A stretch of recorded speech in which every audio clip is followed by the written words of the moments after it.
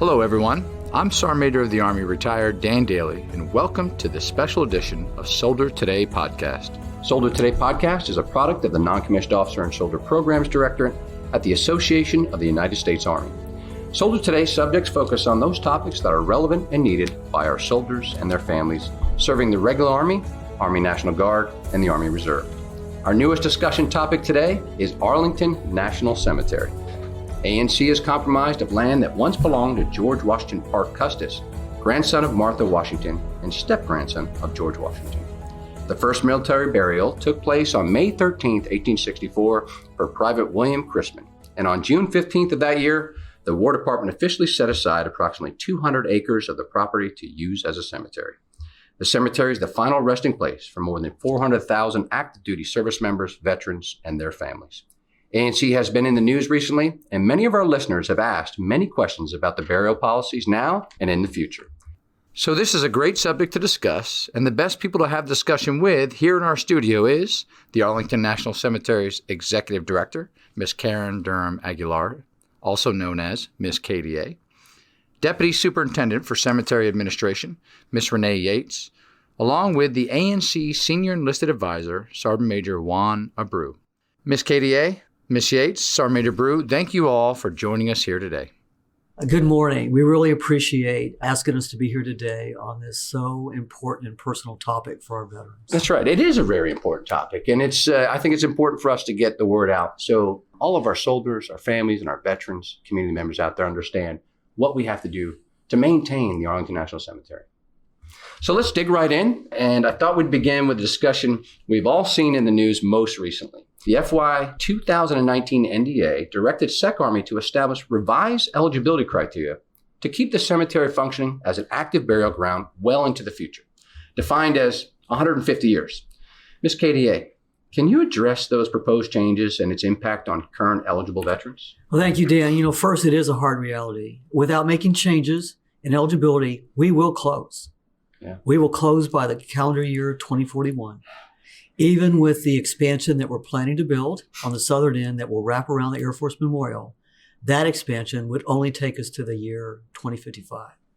Most of our modern day vets relate to one of the sections of the cemetery known as Section 60. Section 60 is going to be full in about 2 years. Wow. That's how rapidly we're closing, coupled with the incredible demand that we get. And so without those changes in eligibility, we won't be able to provide that 150-year future, not just for our current generation of veterans, but for that 5-year-old that's going to raise his or her hand one day, to serve our great nation. Yeah. So these are tough decisions. They are very hard. They are very hard because they're personal, they're emotional. Yeah. Yeah, no, I know. And it's we have to preserve our cemetery. It is a national treasure. Renee, can I ask you a question? To help our listeners appreciate the evolution of changes to burial policy over the years, what is your current eligibility criteria and how has it changed over the lifespan of the cemetery? So Dan, the current criteria varies between above and below ground burial. So for above ground burial, every veteran has to have an honorable discharge and at least 1 day of active duty service other than for training.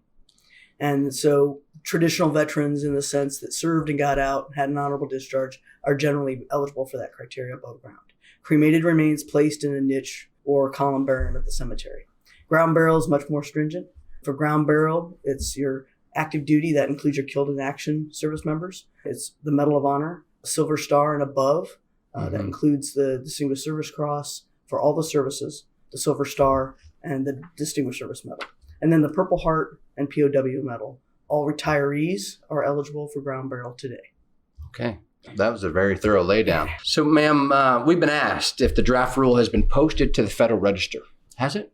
No, not yet. It's still part of it. We're going through the Administrative Procedures Act process. So that's a process for which the Department of the Army in this case, and the Department of Defense prepare a policy, in this case, as a result of statute, direction by statute, to formulate the policy and in language that will then be vetted through the Office of Management and Budget and then posted to the Federal Register for the public to provide general comments. So there will be time for them to provide their comments in the future then? That's correct, and we encourage their comments. There'll be an opportunity for them in the Federal Register. We will announce the cemetery when that's out and make sure people know how to provide us those comments because we want comments. We want people to understand what it is and why we're doing it. And will it be clearly defined how they will comment, the procedure of how they can send their comments in? That's correct. It'd be clearly defined not only in the Federal Register, but on our website, arlingtoncemetery.mil.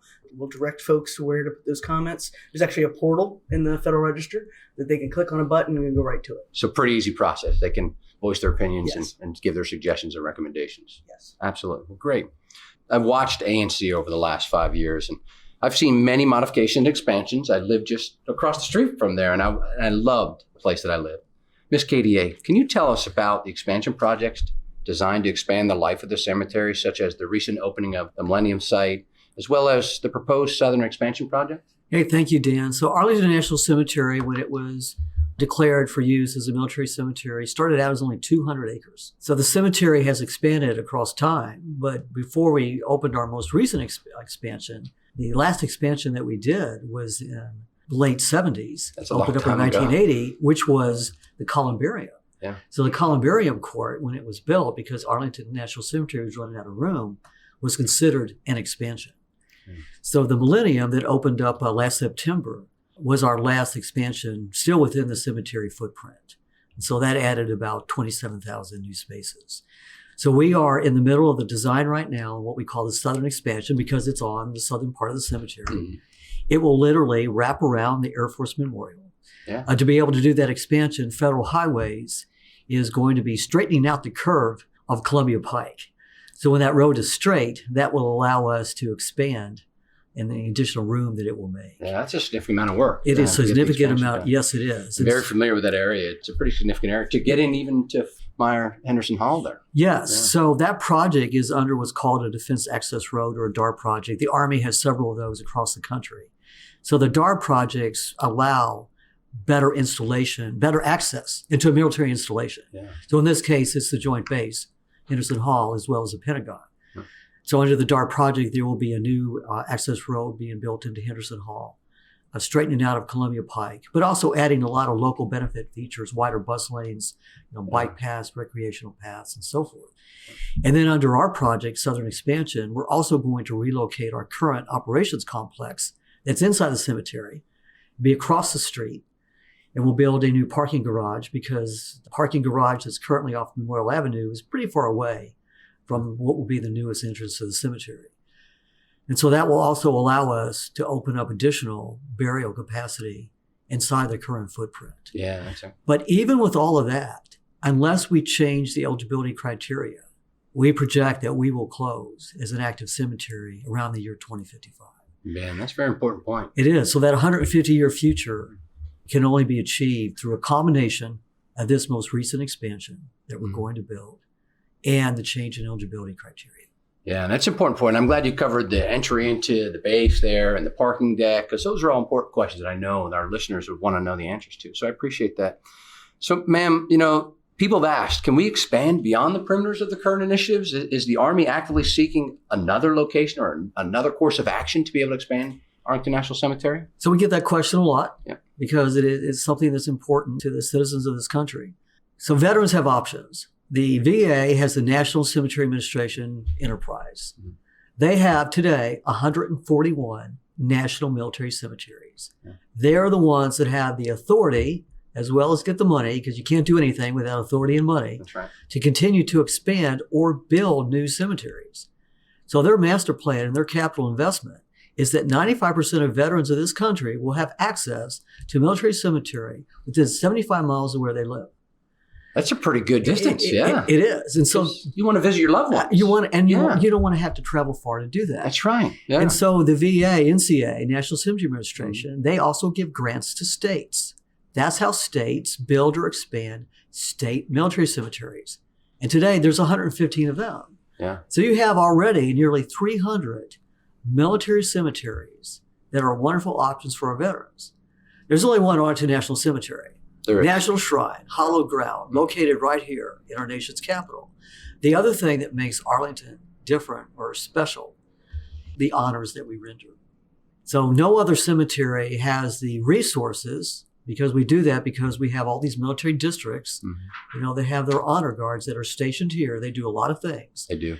But it's that veterans branch of the armed services that provides the casket team, that provides the chaplain, that provides the honor guards. And if there's an escort, that provides the marching element and the band and everything that goes into it.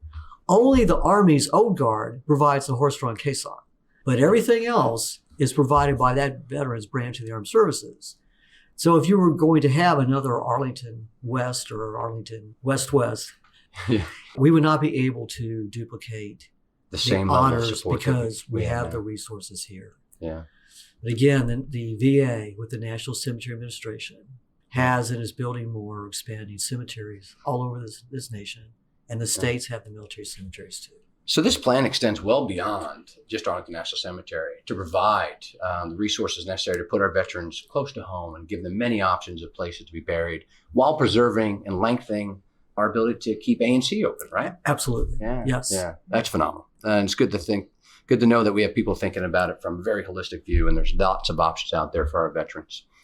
So, Renee, back to you. With discussions of changing the eligibility criteria for in-ground burial, how has the American public responded to these changes, especially veterans who have no longer be eligible for ANC burial? We started this discussion approximately 3 years ago, just a little over 3 years ago. And we have a federally mandated advisory committee, a federal advisory committee that held roundtables, 3 very early on with all of our veteran service organizations, military service organizations across the area, the local area. And we had them here, had them at the cemetery.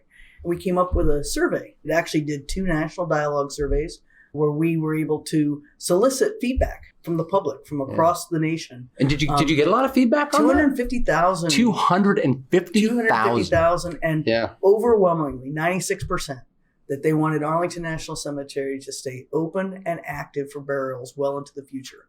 And that's an important metric right there. It's an important metric.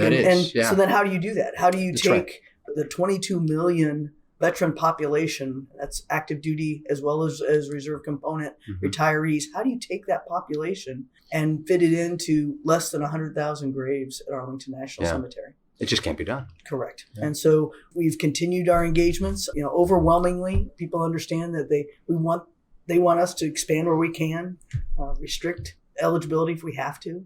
Yep. And what's important to understand is the proposed eligibility criteria. The majority of veterans, under that new criteria, which is going to honor sacrifice for ground burial for those killed in action, those that receive the highest awards, and those that have served in combat, while preserving and honoring service for above ground for those larger populations of retirees and veterans. So when we say people aren't eligible, they might not be eligible for ground burial any longer, but will remain eligible in most cases for above ground interment or column burial. Yeah. And where can they go to find that out? On our website, we have an eligibility page specifically talks about the proposed eligibility criteria. And it's on our first homepage of the screen, arlingtoncemetery.mil. They'll see on our rotating ticker, they'll see where they can click on that and go right to a page that will give them all the information, not only about the actual proposed changes, but the course of actions we went through, the process we went through with the surveys and some of the background information. Because this isn't the first time Arlington National Cemetery proposed or executed changes in eligibility. Yeah. In 1967, when the cemetery was close to closure, Secretary of Defense McNamara instituted a very restrictive eligibility criteria at Arlington National Cemetery. It later opened up when the situation changed, more land became available, the columbariums were created, and so that it opened up for a larger population of veterans. So it's not the first time, and we always seek opportunities, as Ms. KDA mentioned a little earlier. We're seeking opportunities everywhere to maximize our opportunities for burial. And Ms. Yates, is it correct that 89% of the veterans that took part of that survey, they indicated that at all costs, keep Arlington open. Yeah. And if required, make those eligibility changes. And that's important to remember, that out of the 250,000, 89% of those veterans want that change. Yeah, and I'll tell you, I'm one of those. I was one of the 250,000 respondents to your survey. Thank you. And I agreed. We have to preserve ANC as long as we can. And that comes at a cost. We know that, right? And that's a tough cost. But as Ms. KDA said, there's plenty of options out there to take care of our veterans and their needs. And those cemeteries have the same standards. It's the same government upright headstone. Yep. It's the same care and perpetual care of the gravesite and the terrain, as well as the headstones as we provide at Arlington National Cemetery. Yeah. They're beautiful places. I have been to many of those cemeteries, especially the VA ones. They are wonderful because the VA, just like all of us that are in that military cemetery profession, it's our responsibility to make sure that we take care of our veterans with the dignity and respect that they deserve. That's right. And to have the option of having it as close as approximately 75 miles from any location is really something that's important when the loved ones want to visit the grave sites in the future. Really something important. Yes. Well, Sergeant Major Abreu, let's switch a question to you. So there are several comments on social media about retirees who are disappointed. They may no longer be eligible for burial.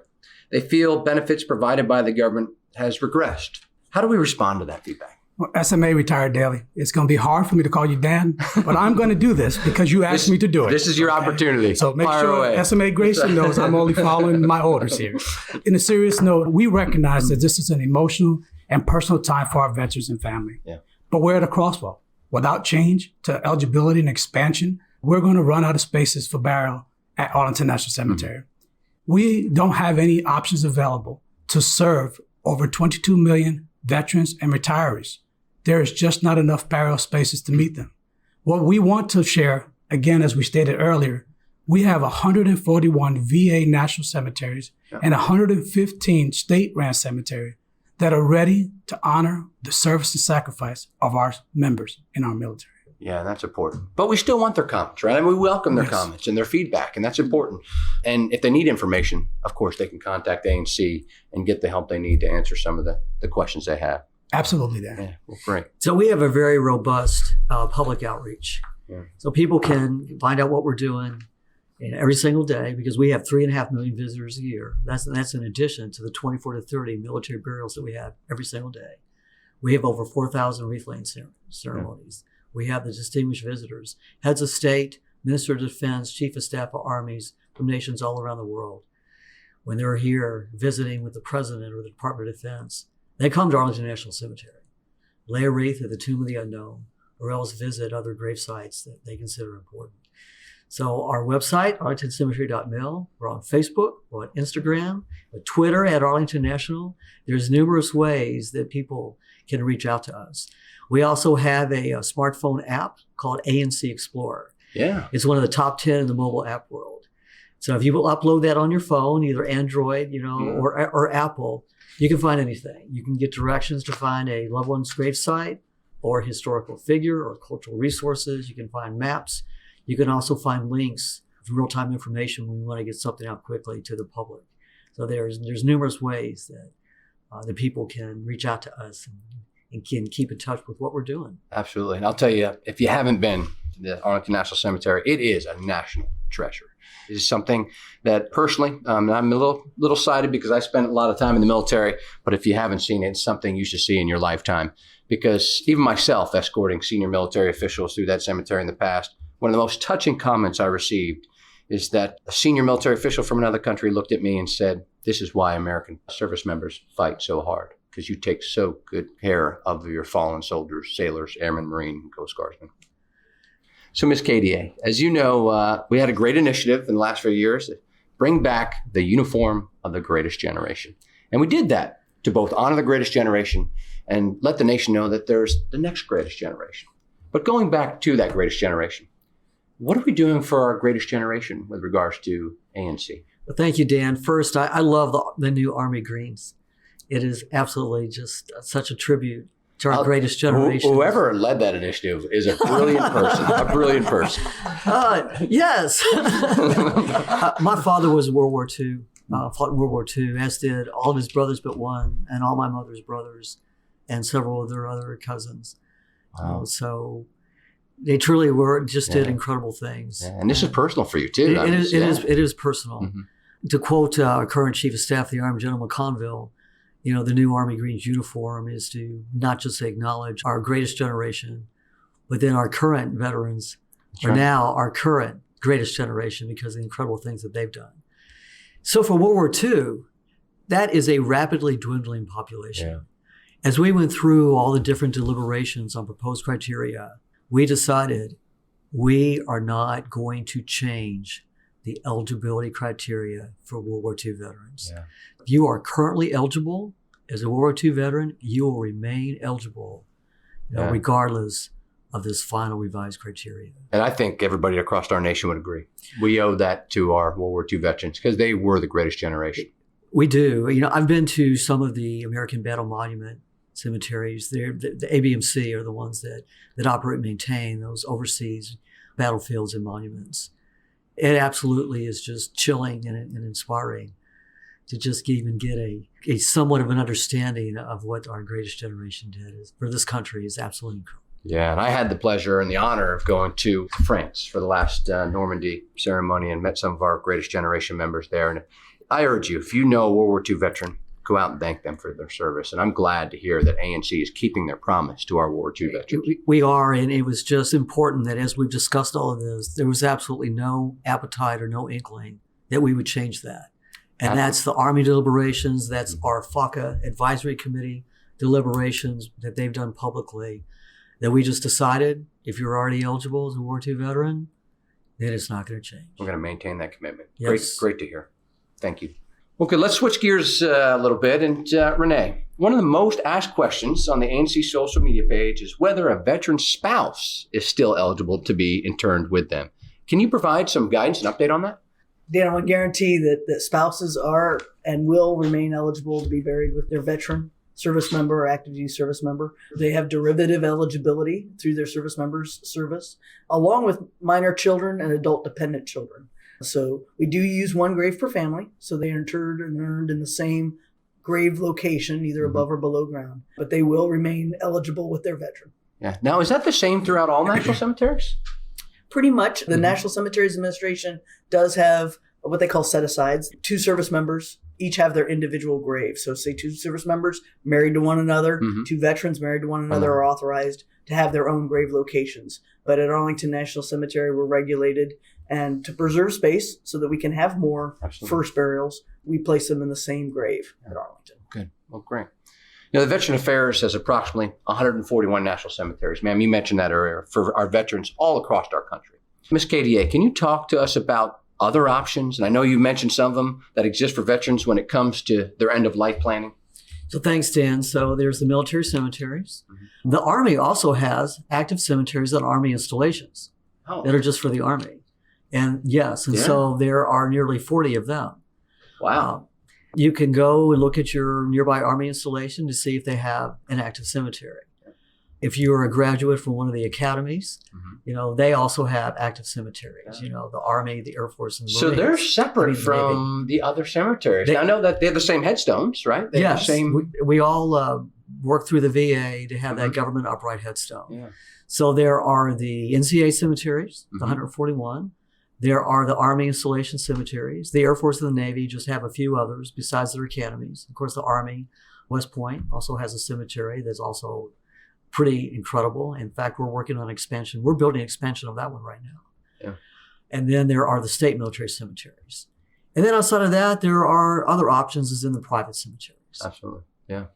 And the government will provide that government upright headstone anywhere a veteran's buried. It's a veteran's benefit, that white marble or granite upright headstone. Yeah, that's a very important fact for our listeners. And that's something I didn't know myself. That's, we learn something every day. So they will, right? Yes, so that's another option. So if they want to be buried close to home inside of a private cemetery, they can still reach out. And how would they get information on that? Funeral directors. And with death, and that's what we're really talking about, end of life, funeral directors are most families' best connection with getting these benefits, along with the flag, the burial flag for veterans. Right. The DD-214 or the discharge document is how a veteran, family actually gains access to those benefits. And so most funeral directors, and because every family has to go through a funeral director at some point, even if they're going to cremate their loved one at the end, they have to have a funeral director, and they'll guide them. Yeah, that's great. And I know we buried my father, when I lost him a few years ago, he was a veteran, and our funeral director was very good at helping us. And after we provided DD-214, and the local post office actually provided the flags to the family. That is a true statement, sir. There's many resources out there. If they do have questions and they don't feel like they've got the answers to them, they could always come to your website. I'm sure there's links there that can direct them in the right place. And Anc Explorer app, the website, all have feedback mechanisms. You can send information depending on the nature of the question, depends on how quickly a response we can get to someone. Obviously, we have a priority of those families that are waiting for burial, but all those kind of questions, we can get them guided in the right direction and get them the information they're looking for. Yeah, excellent. So if people reach out to us and they send us a question through any of these mechanisms or even through our call center, we will answer. Yeah, that's great. That's great. So they've always got someone there ready to answer their questions, and it's a service that ANC provides. Yes. Yeah, that's excellent. So Sergeant Major Abreu, I know we've touched on this all throughout our conversation today, but can you just recap for us real quick? How can veterans and public learn about the proposed changes, stay up to date on the things, and get answer to questions and comments, all the things we talked about today? Can you recap that for us? Well, Dan, to recap, again, family members and veterans can go on our website at arlingtoncemetery.mil or on our Facebook, Instagram, and Twitter at Arlington, capital N, ATL. Please visit our site. We are looking to hear from you. Oh, that's wonderful. Well, Ms. Katie, I appreciate your time and your team today. Is there any last words that you'd like to give to our listening audience out there with regards to ANC? Yeah, Dan, one thing we talk about every day, for those of us that serve at Arlington National Cemetery, it's an honor and it's a privilege. Yeah. It truly is. And so every day we really strive to be perfect because we know for every family that comes to Arlington National Cemetery, it's an experience they're going to remember the rest of their lives. Yeah. And we want to make it the best, memory for them that we can. Yeah. And that's been my experience, ma'am. And thank you. And thank you to your team.